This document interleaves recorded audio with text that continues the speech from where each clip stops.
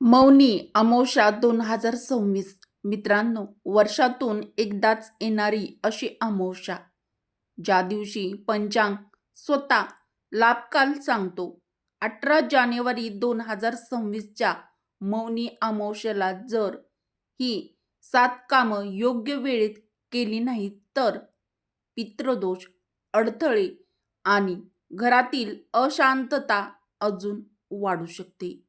म्हणून मैत्रिणींनो, हा व्हिडिओ शेवटपर्यंत नक्की बघा. 18 जानेवारी 2026 मौनी माघी अमावस्या. पंचांगानुसार वेळ, महत्त्व आणि सर्व प्रभावी उपाय आजच्या व्हिडिओमध्ये सविस्तर जाणून घेऊया. मौनी अमावस्या 2026 तिथी, वेळ आणि 7 उपाय. मौनी अमावस्येला हे 7 उपाय जर तुम्ही केले तर पितृदोष आणि तुमच्या घरातील अडथळे, अडचणी दूर होतील. नमस्कार मित्रांनो, श्री स्वामी समर्थ. दरवर्षी एकदाच येणारी अशी अमावस्या, ज्या दिवशी पंचांग सांगतो की अमावस्या या नक्षत्रात प्रवेश करताच शास्त्र लाभकाल सुरू करतो. या दिवसाचे महत्त्व इतके जास्त आहे की याच दिवशी योग्य काळात जे उपाय केले तर देव आणि पितर दोघेही आपल्यावरती प्रसन्न राहतात. आज आपण तीच मौनी अमावस्या सविस्तर समजून घेणार आहोत. तर मैत्रिणींनो, पंचांगानुसार मौनी अमावस्या कधी आहे? ठरलेली तिथी 18 जानेवारी 2026 मागे माघ महिन्यातील अमावस्या. अमावस्या तिथी सुरू कधी होणार आहे? तर अमावस्या 18 जानेवारी रात्री 12:03 सुरू होणार आहे आणि अमावस्या तिथी कधी संपेल? तर 19 जानेवारी रात्री 1:21 संपेल. त्यामुळे पूजा, उपाय मुख्यतः उदय काळात 18 जानेवारीला करणे अत्यंत योग किंवा शुभ मानलं जातं. पंचांगानुसार तिथी, वेळ असल्याने फक्त तारीख नाही तर पूर्ण वेळ हा अत्यंत महत्त्वाचा आहे. या वेळेचा महत्त्व. पंचांग म्हणजे दिवस, नक्षत्र, तिथी, नाडी, योग, शरीर, मन आणि ब्रह्म याचा योग्य संगम.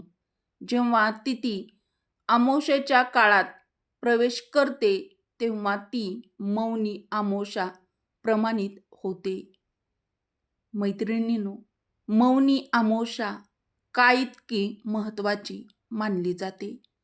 तर त्याचं आध्यात्मिक कारण देखील आहे. मौन हा शब्दबंदी नाही, मन शांत करणं. धर्मशास्त्र आपलं काय सांगतं? जेव्हा शब्द थांबतात तेव्हा आत्मा जागृत होतो. शब्द न बोलल्याने विचाराचे विचलन कमी होते. या अमावस्येला श्रेष्ठ मानण्यामागे इतर देखील कारणे आहेत. माघातील अमावस्या हे पितृदर्शना श्रेष्ठ मानली जाते. गंगाजलात स्नान करणे यामुळे पापक्षय होतो. दान करणे आणि पितरांना तर्पण करणे यामुळे पितर प्रसन्न होतात. हा दिवस काळ, शब्द, मन आणि कर्म या सर्वांचं मिलन दिन आहे. मौनी अमावस्येचं शास्त्रीय महत्त्व काय? तर या अमावस्ये दिवशी पितृतत्व, पितर आपले पूर्वज शरीरात नसून ऊर्जा स्वरूपात राहतात. त्यांना अर्घ देणं, त्यांचं तर्पण करणं आणि योग्य वेळी दान केल्यास पितृकृपा अधिक होते असं देखील मानलं जातं. अमावस्या आणि नकारात्मक ऊर्जा. अमावस्येच्या रात्री चंद्र नसतो, अंधार आणि फक्त असते शांतता. चिंतन आणि आत्मउन्नतीचा हा वेळ आहे. त्यामुळे जप तप करू शकता. मौन व्रताचे फायदे. मन शांत राहतं, वाद कमी होतात, लक्षात एकाग्रता येते, ध्यान प्रभावी होतं. या सगळ्या गोष्टींचा परिणाम काय? मानसिक शांती लाभते आणि सकारात्मक ऊर्जा निर्माण होते. 18 जानेवारी 2026 मौनी अमावास्येला करण्याचे अत्यंत महत्त्वाचे उपाय खालीलप्रमाणे आहेत. हे उपाय अतिशय प्रभावी देखील आहेत आणि उपयुक्त देखील आहेत. त्यामुळे व्हिडिओ कोठेही स्किप न करता शेवटपर्यंत नक्की बघा. व्हिडिओला एक लाईक करून कमेंट बॉक्समध्ये श्री स्वामी समर्थ नक्की टाईप करा. चला तर मग अधिक वेळ न घालवता आपण आपल्या या उपायांना सुरू करूया. उपाय नंबर 1. पंचांगाच्या वेळेत स्नान करणे. सकाळी उठून सूर्योदयानंतर स्नान करताना गंगाजल टाकून तुळशी पान टाकून स्नान करणे. यामुळे मन शांत राहतं, शरीर निर्मळ राहतं. गंगाजल स्नान केल्याने पापक्षय होतो. उपाय नंबर 2. पंचांगाचे योग्य काळातील तर्पण अर्घ द्यावे. तांब्यात पाणी घ्यावे आणि त्यामध्ये काळे तीळ टाकून एक मंत्र म्हणावा.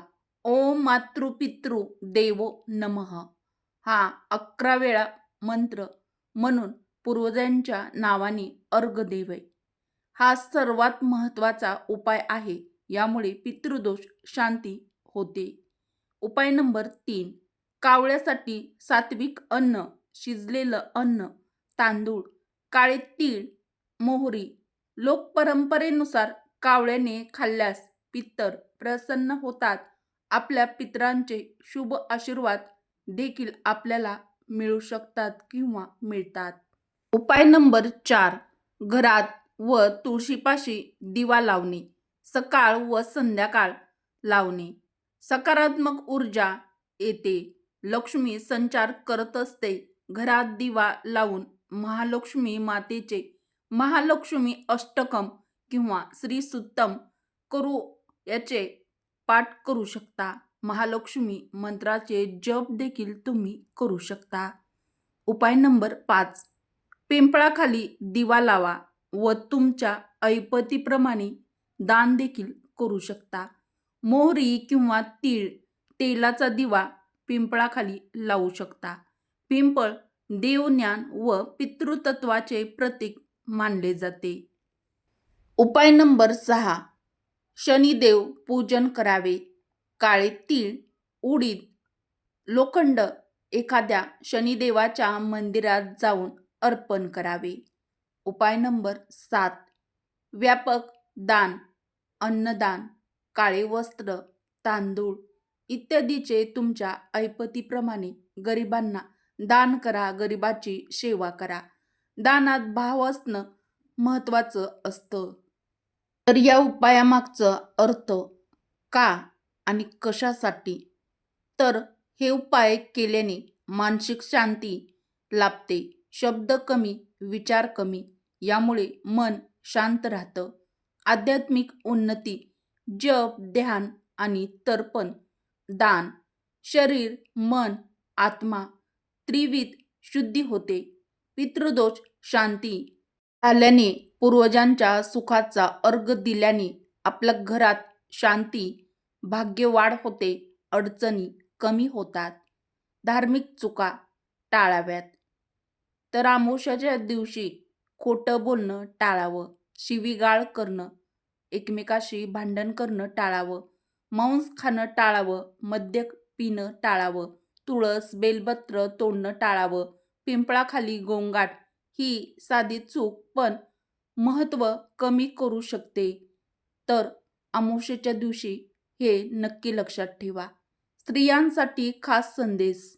सौभाग्य, घरातील सकारात्मक ऊर्जा, मुलांच्या प्रगतीसाठी तसेच आपल्या परिवारातील शांती राहण्यासाठी, टिकण्यासाठी स्त्रीचं मन शांत असणं फार गरजेचं आहे. यामुळे घर देखील शांत राहतं.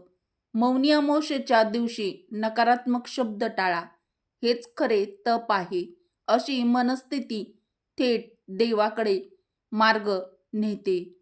मित्रांनो, मैत्रिणींनो, ही माहिती उपयोगी वाटली असेल तर व्हिडिओला एक लाईक अवश्य करा. कमेंट बॉक्समध्ये जर तुम्ही स्वामींची मनापासून भक्ती करत असाल तर श्री स्वामी समर्थ किंवा जय माता लक्ष्मी नक्की लिहा. उपयुक्त व्हिडिओ तुमच्या मित्र परिवारासोबत बहिणींसोबत जास्तीत जास्त शेअर देखील नक्की करा. आपल्या चॅनलला मराठी रोहिणी किचनला सबस्क्राईब देखील जरूर करा. व्हिडिओ शेवटपर्यंत पाहिल्याबद्दल तुमचे मनापासून धन्यवाद. श्री स्वामी समर्थ. जय माता लक्ष्मी. श्री कृष्ण. जय श्रीराम. व्हिडिओ शेवटपर्यंत पाहिल्याबद्दल परत एकदा तुमचे मनापासून धन्यवाद. आपल्या चॅनलवरचे नवनवीन व्हिडिओ पाहण्यासाठी बेल आयकॉनला देखील प्रेस करा, ज्यामुळे तुम्ही एकही व्हिडिओ मिस करणार नाहीत.